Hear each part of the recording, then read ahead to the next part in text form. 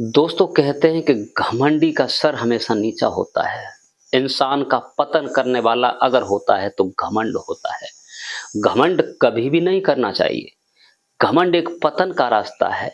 ये इंसान को बिल्कुल मिटा देता है, चाहे वो राजा हुआ, चाहे वो भिखारी हुआ। ऐसी ही एक लड़की की दास्तां है कि लड़की शादी लायक थी, पिता जिस लड़के को देखने जाता उसका फोटो लेके आता, मगर वो लड़की हर लड़का को इतरा देती और लड़का को नापसंद कर देती। दोस्तों एक दो नहीं, पिता ने 50-40 लड़कों के फोटो दिखाए, लेकिन वो लड़की को कोई लड़का ही समझ में नहीं आया। दोस्तों जब लड़का समझ में नहीं आया तो एक दिन जा रहा था पिता, तो रास्ते में क्या देखा कि एक भिखारी नौजवान भीख मांग रहा है। उससे बात की, हम तुमसे अपनी बेटी का विवाह कर देना चाहते हैं। तो भिखारी हंसा और कहने लगा, साहब कैसी बातें कर रहे हो। उसी समय उसे नए कपड़े पहनाते हैं, उसकी एकदम सेविंग वगैरह बनवा के वो फोटो जब ले जाकर लड़की को दिखाते हैं तो लड़की उसे पहली ही नजर में पसंद कर लेती है। दोस्तों उसी लड़के से उस लड़की का विवाह कर देता है पिता गुस्से में आकर, क्योंकि घमंडी लड़की थी। दोस्तों आगे चल कर के क्या होता है इसकी जिंदगी में, दोस्तों ये दास्तां आपको सुनाने जा रहा हूं। ये कहानी बहुत सुंदर है, एक बार अवश्य इस कहानी को सुनिए, क्योंकि उस लड़की का घमंड उस लड़के ने कैसे चकनाचूर किया। तो बने रहिए मेरे साथ। मैं हूं प्रेम यादव, जो कहानी सुनाने के लिए उपस्थित हुआ हूं। थोड़ा समय निकालिए, ये बड़ा ही प्रेरणादायक कहानी है, ज्ञानवर्धक कहानी है। कहानी को अवश्य सुनिए, क्योंकि घमंडी का सर कैसे नीचा होता है।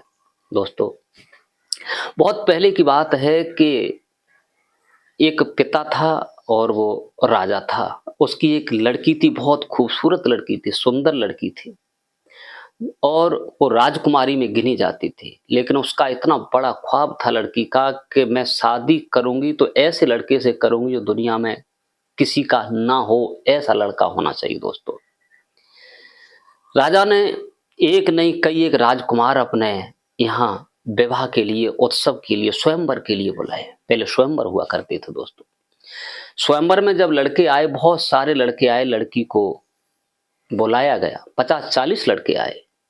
लड़की जिस लड़के के पास जाती और जाने के बाद और लड़के को देखती, अगर किसी की जरा सी भी आंखें छोटी हैं तो कहती क्या ये चमगादड़ है, उसकी मजाक बनाकर आगे बढ़ जाती। अगर किसी के दांत बड़े हैं तो कहती कैसे चूहा जैसे दांत है। किसी के अगर कान बड़े हैं तो क्या हाथी जैसे कान है। अगर कोई गोरा है, चट्टा है, तो क्या ये आटे जैसी कनक है। अगर किसी की दाढ़ी रखी है तो क्या घास कूड़ा उगा के रखा है। मतलब वो हर किसी लड़के को नापसंद कर देती और उसकी मजाक उड़ाती। 50-40 लड़का उसने फेल किए। लड़का नाराज होकर के अपने अपने घर चले गए। दोस्तों पिता को गुस्सा आता है और कहता है, बेटी तू इस लायक नहीं है, तेरा विवाह ऐसे से करूंगा जो तू इस लायक रहेगी न उस लायक रहेगी। तूने इतने बड़े राजकुमार, इतने बड़े पैसे वाले क्षत्रियों का अपमान किया है। तू राजकुमारी है तो क्या है। दोस्तों वो राजा जाता है। जाने के बाद एक भिखारी भीख मांग रहा था, और भीख क्या राजा की वो चाल थी।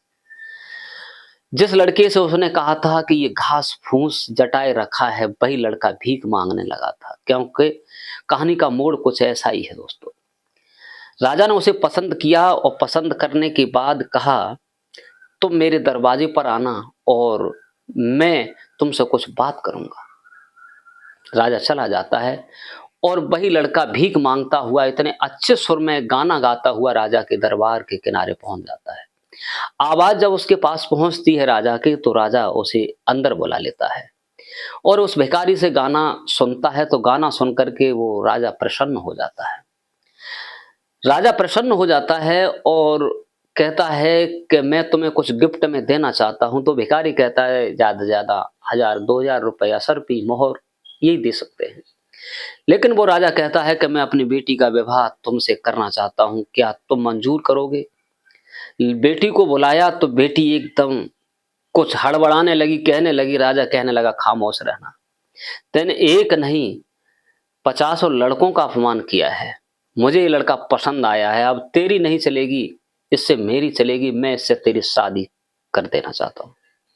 दोस्तों, राजा क्रोध में आकर अपनी बेटी का विवाह और उसी भिखारी से कर देता है। भिखारी से करने के बाद अब डोली कहाँ है, पैदल जाने लगा। भिखारी उसे लेकर कहता है, चल तू मेरी पत्नी, मैं एक भिखारी हूं तो भिखारी की पत्नी भिखारी है। ये कहानी राजा महाराजाओं की है दोस्तों। अब वो लड़की उसके साथ साथ जाती है। कहते हैं कि घमंड कैसे चूर होता है। अब वो उसे लेकर के जा रहा है अपने देश के लिए, और जब रास्ता में पहुंचा तो बहुत अच्छी चार मीनार, बहुत सुंदर एक किला दिखाई पड़ा। तो वो लड़की पूछती है, ये किला किसका है, कितना सुंदर किला है, चारों तरफ खाई है, कितना अच्छा गुर्ज बने हुए हैं। तो भिखारी रूप में लड़का जो था वो कहता है कि उसी लड़के के हैं, उसी राजा के हैं जिसने आपने कहा था कि क्या घास फूस रखा के रख लिया है चेहरे पर, ये तो बिल्कुल ही पसंद नहीं है, उसी का है। अगर तुम उससे शादी कर लेती तो आज ये तुम्हारा होता। और आगे दोस्तों बढ़ता है तो बढ़ने के बाद एक बहुत सुंदर बाग मिलता है। उस बाग में जब वो लड़की प्रवेश होती है, सुंदर सुंदर फल देखती है तो पूछने लगती है, ये बाग किसका है। तो वो भिखारी कहता है, उसी का है जो तुम्हारे यहाँ गया था, तुमने कहा था तेरे तो मुंह पर दाढ़ी मूछ के आई, घास फूस रखा लिया है, उसी का ये बाग है। अगर आप उससे शादी करती तो आप उसी की हो जाती। दोस्तों, उसके बाद एक खूबसूरत शहर में पहुंचती है। शहर को देख करके पूछती है, ये शहर किसके राज्य में पड़ता है। तो वो कहता है, उसी के राज्य में पड़ता है जिससे आपने कहा था कि घास फूस रखा के रखा है, उसी का। और वो सामने दिखाई दे रहा है, उसका भवन है, उसका महल है और उसका किला दिखाई दे रहा है। अब तो वो लड़की पछताने लगी। वो उसी राज्य में रहता था, जा करके झोपड़ी पड़ी हुई थी, वहीं उसे बैठा दिया। उसने सोचा कि नौकरानी होंगी, लेकिन वो कहता है कि सारा काम तुम्हें करना पड़ेगा, हमारे यहाँ नौकरानी वगैरह कुछ नहीं होती है। दोस्तों, इसके बाद में जो भी है उससे कुछ काम नहीं होता, क्योंकि वो राजकुमारी थी। वो कहता है कि भूख लगी है, खाना पकाओ। अब उसने कभी खाना नहीं पकाया। राजकुमारी सोचती है क्या करूं, लेकिन भिखारी ने कहा मैं मदद करता हूं। उसने आग जलाई, उसने खाना बनाया। जैसा भी खाना बनाया या न बनाया, उसने बना के खिलाया। सवेरा हुआ, उसे जगाया, कहा ये साफ सफाई करो, झाड़ पोंछ करो। वो झाड़ पोंछ करती है, जैसे भी कुछ कर पाती है, लेकिन अपने किए पर पछताना शुरू होती है। दोस्तों, कहती है कि मैं अगर ऐसा नहीं करती तो ऐसा नहीं होता। अब वो कहता है 4-6-10 दिन के बाद कि मैंने राजकुमारी जो भी पैदा किया था भीख मांग के सब खत्म हो चुका है। अब आप क्या करोगी, भीख मांग सकती हूँ तो भीख मांगो, नहीं तो मैं वन में जाता हूँ, कुछ लकड़ी लाऊंगा, आप टोकरी बनना और उसे मैं बेच दूंगा। वो लकड़ी लाता है, डाल देता है। राजकुमारी को टोकरी बनना सिखाता है, लेकिन उसकी उंगली घायल हो जाती है, वो भी काम नहीं होता। वो कहता तुमसे ये भी नहीं होगा, चलो कोई बात नहीं, मैं कुछ धागा लाती हूँ तो कपड़ा बुनना सीखो। लेकिन वो कपड़ा भी नहीं बुन पाती है दोस्तों। उसके बाद में वो राजकुमार बाजार से कच्चे बर्तन लेकर आता है। कहता है ये शहर में जाकर के बेचो, ये तुम्हें बेचने पड़ेंगे। बाजार में बेचती है। लोग कहते हैं कि क्या बात है, कितनी सुंदर भिखारी की लड़की है और ये पत्नी है और ये बर्तन बेच रही है। उसी समय एक सिपाही आता है, उसके सारे बर्तन तोड़ देता है और कहता है यहाँ बर्तन बेचने का इजाजत किसने दी, क्यों आप बर्तन बेच रहे हैं, जाइए यहाँ से। वो आकर दास्तां अपने पति को सुनाती है। उसके बाद में दोस्तों आगे कहानी बड़ा रोचक है, आप सुनिए। तो उसका पति वो भिखारी कहता है कि मैं राज दरबार में जाता हूँ, मैं राजमहल में, अगर तुम्हें बावर्ची का काम मिल जाएगा तो 2 टाइम का भोजन तो मिलता ही रहेगा। दोस्तों, वो भिखारी जाता है और राजा की राजमहल से बावर्ची का काम उसे मिल जाता है, और अपनी पत्नी से कहता है, उस राजकुमारी से, कि आपको वहाँ खाना बनाना है और 2 टाइम का भोजन तो मिल ही जाया करेगा, आपको रोजाना जाना है और वहाँ काम करना है। तो वो जाती है, रोजाना खाना बनाती है। एक दिन उत्सव की वहाँ तैयारियां हो रही होती हैं और भीड़ बहुत काफी होती है। तो वो देखती है कि आज कुछ जश्न मनाया जा रहा है या किसी की शादी समारोह है दरबार के अंदर। दोस्तों, अपना शाम का खाना लेने के बाद उसके हाथ में थाली लगी हुई है, अपने जा रही थी, जैसे ही मेन गेट पर पहुंचती है तो वही राजकुमार मिल जाता है जिससे उसने ये कहा था क्या चेहरे पर घास फूस रखा के रखा है। उसने उसका हाथ पकड़ा और रोक लिया, कहाँ जा रही हो। आज उत्सव है, आपको नहीं जाने दूँगा, आप अंदर चलिए। तो वो हड़बड़ा जाती है देख कर के, बहुत सारी भीड़ होती है, उसके हाथ काँप रहे होते हैं। यहाँ तक होता है कि वो फिर अंदर लेके आता है, उसके हाथ से थाली छूट जाती है, खाना सारा बिखर जाता है। बिखरने के बाद अब वो कँप रही थी, उसे कुछ समझ नहीं आ रहा था, क्या करूँ, क्या न करूँ? क्योंकि मैं यहाँ पर फँस चुकी हूँ। लेकिन जब वो ज़्यादा परेशान होती है, तो वही जो दाढ़ी वाला होता है राजकुमार, वो कहता है कि मैं वही भिखारी हूँ, जो तुमसे शादी करके लाया था, और मैं ही वो राजकुमार हूँ, जिससे आपने कहा था क्या घास-फूस रखा के रखा है, मैं वही हूँ, मुझे पहचानो। मैं भिखारी बन कर के गया था, क्योंकि मैं तुमसे इंतहा प्रेम करता था इसलिए।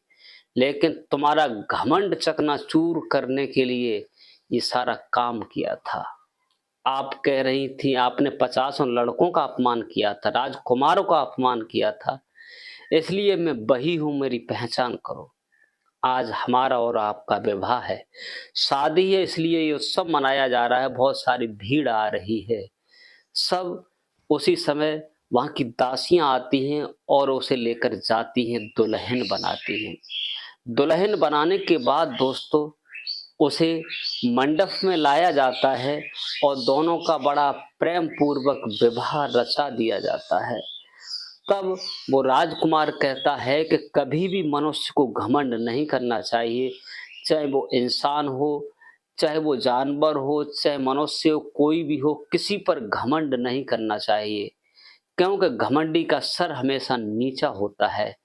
फिर राजकुमारी दोनों पैर पकड़ लेती है, क्योंकि मैं गुरूर में थी, मैं भूल चुकी थी कि कुछ मर्यादाएँ भी होती हैं, इसलिए मैंने तुम्हारा अपमान किया था, मुझसे भूल हो गई।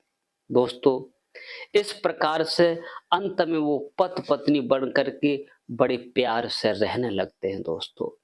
तो कहानी सुनाने का उद्देश्य है कि मनुष्य को कभी घमंड नहीं करना चाहिए। घमंडी का सर नीचा होता है, ना अपने धन का, ना अपने जन का, ना अपनी शोहरत का, ना अपनी दौलत का, किसी का घमंड नहीं करना चाहिए दोस्तों, क्योंकि ये पतन का रास्ता होता है। जो झुकते रहते हैं उनमें जान होती है, अकड़े रहते हैं मुर्दों की पहचान होती है। जिस डाली पर फल आता है वो झुक जाता है, और जिस पर फल और फूल नहीं आते वो कभी झुकता नहीं है दोस्तों। हमारी कहानी कैसी लगी कमेंट करके अवश्य बताइए। आज के लिए बस इतना ही। इस कहानी को सुनाकर किसी का दिल दुखाना नहीं है, किसी को परेशान करना नहीं है, केवल आप लोगों को जागरूक और सचेत करने का मेरा उद्देश्य है। आज मैं जो कहानी लेकर के आया हूँ, ये कहानी राजा महाराजाओं की थी। कहानी कैसी लगी, किस जगह से सुन रहे हैं, अपना नाम डाल करके अवश्य हमें कमेंट करिए।